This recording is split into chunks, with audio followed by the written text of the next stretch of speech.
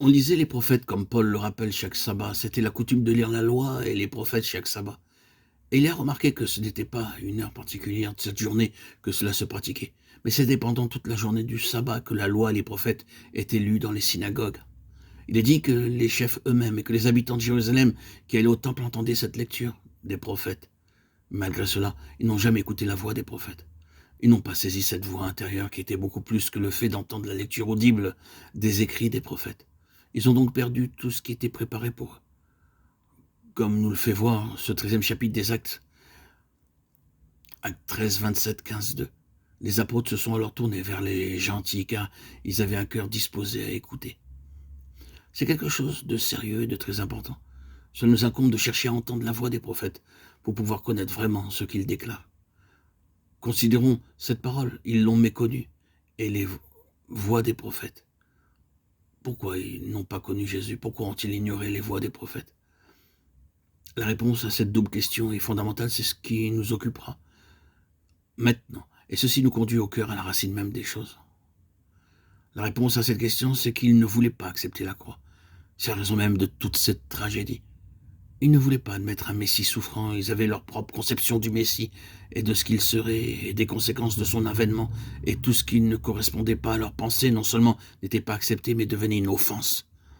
Ils ne pouvaient pas admettre que dans le domaine de ce qu'ils entrevoyaient, leur Messie puisse être un Messie qui souffrirait.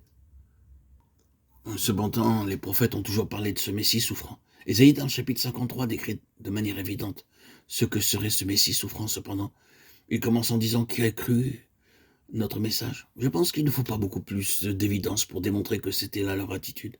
Paul, dans la lettre aux Galates, traite de cette question.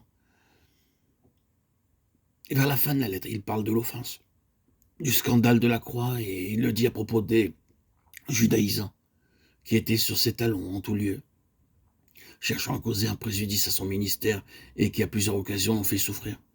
Il portait sur son corps les stigmates, les marques de Jésus, Galates 6, 17. Et pourquoi cela? À cause du message, du logos dans le texte original de la croix. Il pouvait penser, si je rejette cela, je pourrais échapper à toutes ces souffrances. C'était le scandale de la croix qui était la raison de tout ce trouble. Galates 5, 11. Nous voyons cela bien des fois, les Juifs ne voulaient pas d'un Messie souffrant. Ensuite, il y avait une deuxième raison à tout cela. Ce n'était pas seulement une affaire nationale, mais surtout une question individuelle. Ils n'ont pas voulu accepter le principe de la croix pour eux-mêmes. Nous remarquons que des individus représentatifs de cette nation sont allés vers le Seigneur Jésus de temps à autre. Ils ont aussi été confrontés au scandale de la croix et ils sont repartis n'étant pas prêts à accepter cela. Nicodème était très intéressé par le royaume que le Messie devait établir. Il l'attendait et il s'y préparait pour cela. Mais c'est alors que s'est présentée la question de la croix. Avant que le Seigneur n'ait pu aller plus loin avec Nicodème, il a dû mettre en évidence le serpent élevé dans le désert. C'était un scandale. Un autre homme que nous connaissons sous le nom du jeune homme riche est aussi reparti très triste à cause du scandale de la croix. Le Seigneur ne parlait pas ouvertement de la croix avant que cela ne devienne une chose réelle, sauf à ses disciples. Mais il présentait son principe, ce qui est la même chose. C'est ce qu'il a fait à l'égard de ce jeune homme. Si, comme tu le dis, tu es intéressé par le royaume et par la vie éternelle, voici le chemin, la voie du dépouillement, de l'autodépouillement.